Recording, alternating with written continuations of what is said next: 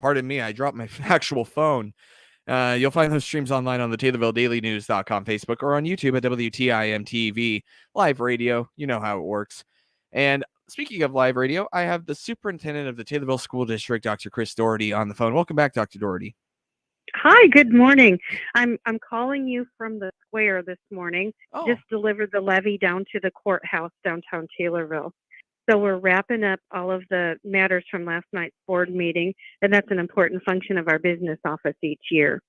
yeah, the 2022 tax levy, which you passed last night at your regular meeting for December. What does that tax levy do exactly? What are we hoping for here? So the tax levy is the ask to the clerk of the county to distribute funds to the school, and then the assessor has the rates, and the tax levy is applied toward that, and that's how funding comes in to take care of local costs. Ah, I see. I understand. Okay, so just some regular paper keeping and whatnot, and to be able to make sure you guys are funded the way you need to go. Now, I see here you have some congratulations in order for some excellent musicians. We do. Our band director, Mr. Gunn, has just done an amazing job. This year, under band, we've got Erica Edwards on flute, and we've got Miley Corso on oboe. For the jazz band, we've got Jay Blyler on piano and Kai Albright on baritone saxophone. And these are our high school all-state musicians, top of the class. Very nice. And also, how are the Madrigals? I know you had a special part in the Madrigals. So Mr. Keith Chase and the magical performers from the high school did an amazing job. My husband, Sean Doherty, and myself were king and queen, the honored guests for the season. So we spent quite a bit of time with the kids and cast preparing for the show and then delivering it. And just to work that closely with staff and with kids in the community was really fun. We had a great time. Well, it sounds like you're underselling yourself there. I mean, you were the queen, right? That had to have been a lot of fun. You probably, the success ultimately relies on the royalty, right? The success, our reign had to come to an end. So each season there's an honored couple selected, and we were just delighted to participate. In particular, to see so many members of the community. I think we were running around about 700 folks in all total when the event had concluded. So that was amazing. Good way to kick off the holiday season. Yeah, extracurriculars seem very abundant at Taylorville High School around this time of year, and whether it's wrapping up the first half of the school year's extracurriculars or getting ready for the second half or honoring just somewhere in between. And the journalism program is fantastic. It has received some awards. Also, the ag program, National FFA Week is coming up here in the near future as well. Take a moment to recognize some of your extracurriculars, whether that's the journalism program or the ag program, if you would, Dr. Doherty. Our journalism program's got national recognition. The yearbook that they produced was just inducted into that status. And so Mr. Steele, who runs that program, does a stellar job. And it's a model program and a model product for the rest of America. So we couldn't be more proud. In our agriculture program, the same thing. We've got first, second, third, and fourth in the nation in different categories. Some real high flyers, and that's led by Sue, and she's run the program for quite a while, and she's the owl, if you remember, which is the top instructor in the entire area. But right now, I've got some kids to call out, if I could. Absolutely. Drew Mickey, national champion livestock. Cole Pollock, member of the Illinois All-Star Livestock. Those individuals spent quite a bit of time, a 10-week preparation in order to head out to the national. And they've been named All-Americans. So we just keep getting recognition in that program. And those things don't happen by accident. We've got excellent leadership. We've got excellent support from our community. And then those kids work really hard. So congratulations to journalism. Congratulations to our agriculture program. And then we also have our class of Illinois State Scholars. And again, these folks have worked super hard. We've got Evan Allen, Megan Dennis, Anna Goodman, Kelly Havera, Darian Alapo, Trenton Lehman, Emmon Murphy, Cole Pollock, Aaron Pickett, Al Richards, Macy Richards, Sophia Robinson, Lena Stevens, Addison Vokes, and Ella Ward. Again, our THS class of 2022 Illinois State Scholars. Well, they've been working very hard, and I'm sure they are very happy to know that they are the Illinois State Scholars, and they, along with all the other students, are ready for a break. Christmas break began Tuesday, right, Dr. Doherty? Yep. We sent everybody home at the end of school yesterday, and we are off until the Tuesday after New Year's. Now, where the teachers come back and the kids come back on Wednesday. Oh, gotcha. Okay, that's where I was going to go with that. I also know you guys discussed not next year's Christmas break, but 2024's Christmas break, right? Yes. So what we're going to do, we had a proposed calendar put out. We always try to do the calendar for the coming up school year in advance so people can plan. And it looks like we will have 2 full weeks at winter break. And we will work all the way up until the weekend before Christmas and be in school. And then we will return after the new year, the second week. Okay. Well, is that next year, though? Is that much of a change from, I guess, how much of a change is that from what you're offering this year? The reason it's a change is Christmas is on a Monday next year. This year it's on a weekend. So we won't have too much preparation time off before Christmas. But there'll be a nice break after Christmas for everyone. So just a little bit of an adjustment. Yeah. But it's calendar based. I hear you. Also, a lot of the committee chairs were honoring community members from their work on the Fine Arts and Sports Complex to other stuff, including the curriculum. There's a lot of different honorees here. Rick Bryan started off by honoring Steve Walters and Chris Westrick and athletic director Jason Hadley. What can you say about these group of people, including Anita Brown, Brian Sample, Wendy Dulakis, and Jessica Miller? Well, top-notch individuals, and they have literally moved mountains to improve our district on every single level. 4 years ago, our district sat down a strategic plan, and in our strategic plan, we have these 5 committees you just mentioned, and the committee chairs recognized so much work had been done. The strategic plan is almost complete, and they have just done outstanding work. So our buildings look better. Our co-curriculars have more offerings. Our curriculum, we have all commendable schools. Our finances are amazing condition, and our new PR program with our new website and our tools and our Google work. So just the staff's been amazing. Steve Walters, Chris Westrick, Jason Hadley, Brian Sample, Anita Brown, Wendy Dulakis, Jessica Miller, leaders that we all appreciate very much and look up to. And we're so thankful for their dedication to the school and the community. What stood out to you about the Aramark Food Service program update this month? So this year we have went out on a limb and we have a grant program with the federal government for breakfast and lunch. And we get reimbursed per meal. So it's really important that our kids take breakfast and our kids take lunch because we get reimbursed from the federal government each time they take a meal. And that's how we pay to run the program. So we're working with Aramark on a monthly, doing the review of numbers to make sure we've got enough kids taking those meals. And we really want to help the whole community and increase the nutrition level of kids. So Aramark is trying some new fun things that appeal to kids, and we're very pleased with the options, and our numbers are starting to increase. But everybody out there needs you to encourage kids so that we can keep those prices zero to families and use those federal funds to feed the kids at school. So encourage every day a breakfast and a lunch. Excellent. Well, I want to talk more about the school district board meeting and everything else going on around this time of year, including taking a look into the brand new year, continuing on with the 2022-2023 school year with Superintendent of Taylorville School District, Dr. Chris Doherty, here on the WTIM Morning Show. More from her after this short timeout, right here on WTIM, your information station. WTIM. Markets now on the RFD Radio Network. I'm Jim Taylor. Corn, beans, and wheat all higher. March corn 661.5 up 9.5. May corn up 8 3/4, 660 3/4. July corn up 8 1/4, 654.5. January beans 1484 3/4 up 6 1/4. March beans up 8 1/4, 1488. May beans 1491 1/4 up 8 1/4. March Chicago wheat 774 1/4 up 23 3/4. May wheat up 23.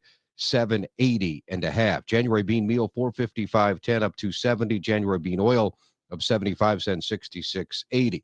Livestock market January feeders 183.25 down 37 cents.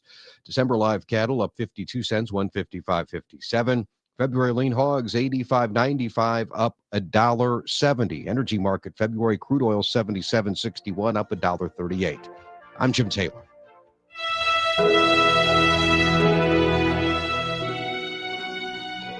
May your happiness be as warm as children's laughter. May your holidays be filled with peace and love. This is a holiday greeting from Christian County Senior Citizens, 701 West Adams Street in Taylorville. May your home be blessed with a very Merry Christmas and a wonderful New Year. Happy holidays from everyone at Christian County Senior Citizens. Over the years, Legacy Grain Cooperative, with locations in Stonington, Blue Mound, Moweaqua, and Sharpsburg, had built up quite a business, and it's all thanks to you. Legacy Grain Cooperative feels that it's an appropriate time during this season of Peace on Earth to thank all of you for your goodwill to them.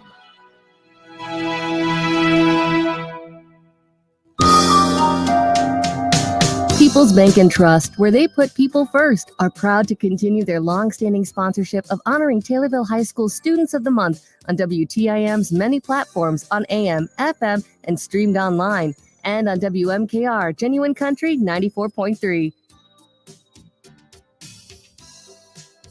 I'm Riley Sims, and I'm the Junior December Student of the Month. My parents are Lisa Reeder and Adam Sims. My extracurricular activities include the THS dance team, Madrigals, prom committee, CPDA dance team, and Tommy TV. My interests and hobbies include dancing, singing, and teaching at my dance studio. And for my future plans, I plan to go to college to study communication and media studies.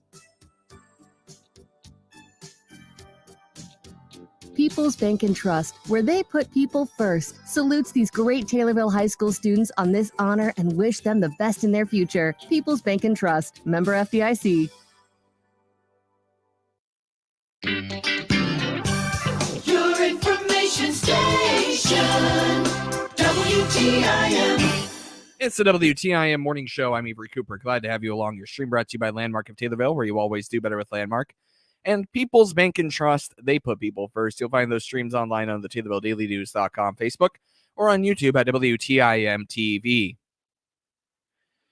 I'm here on the phone with Superintendent of Taylorville School District, Dr. Chris Doherty, and she's coming off a school district board meeting in the brand new district office across from the high school.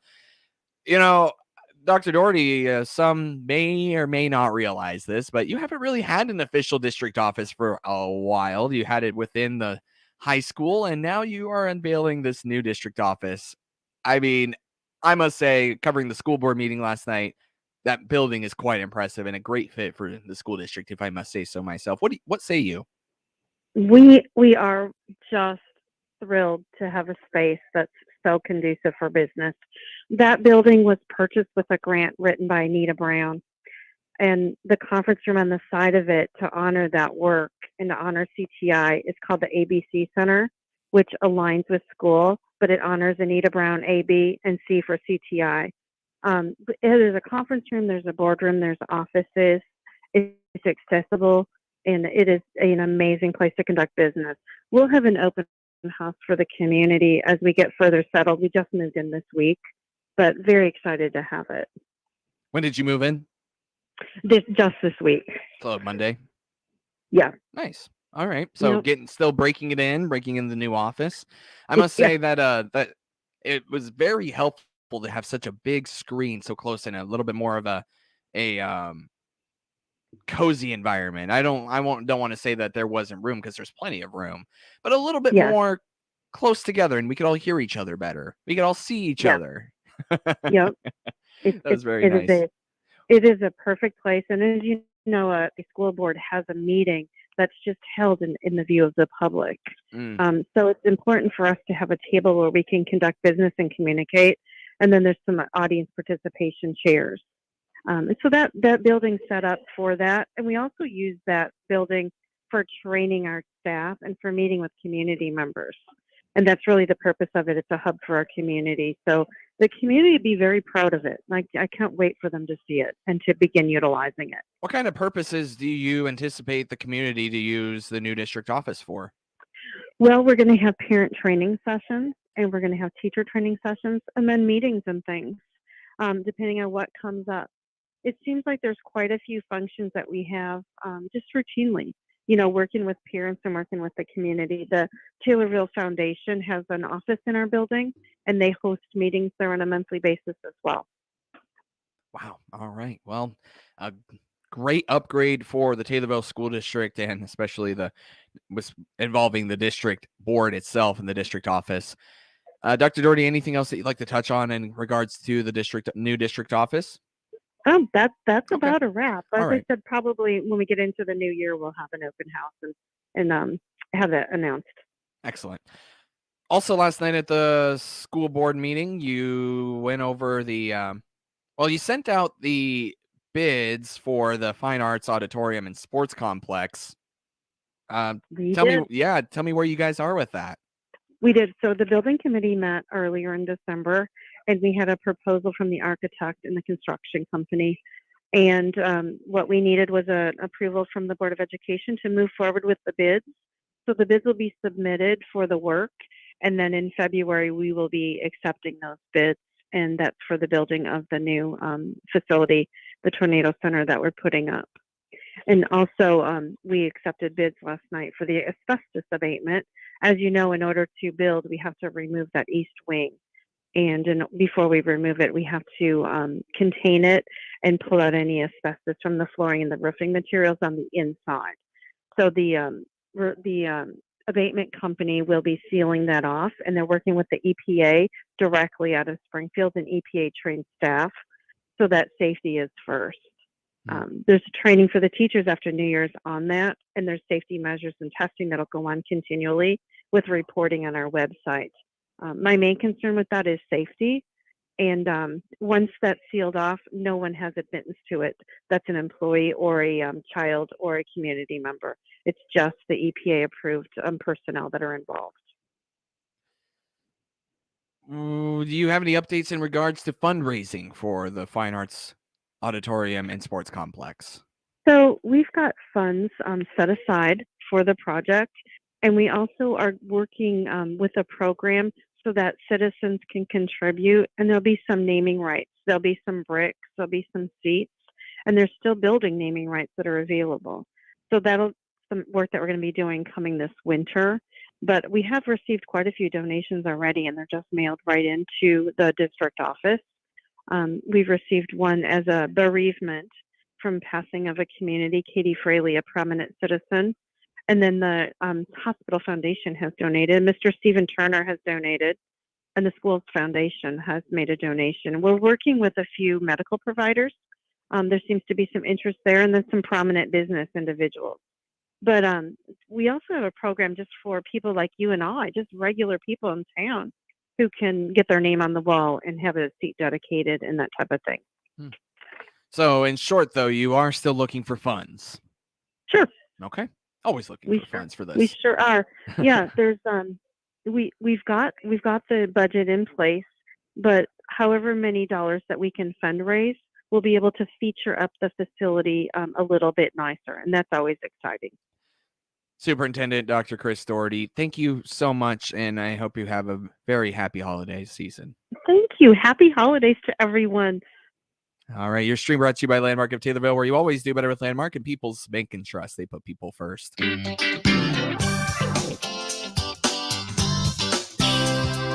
WTIM. The Big 870 WTIM Assumption Taylorville, 96.1 W241 CF Taylorville, 107.5 W298 CD Shelbyville, 107.9 W300 EH Payne and Nicole.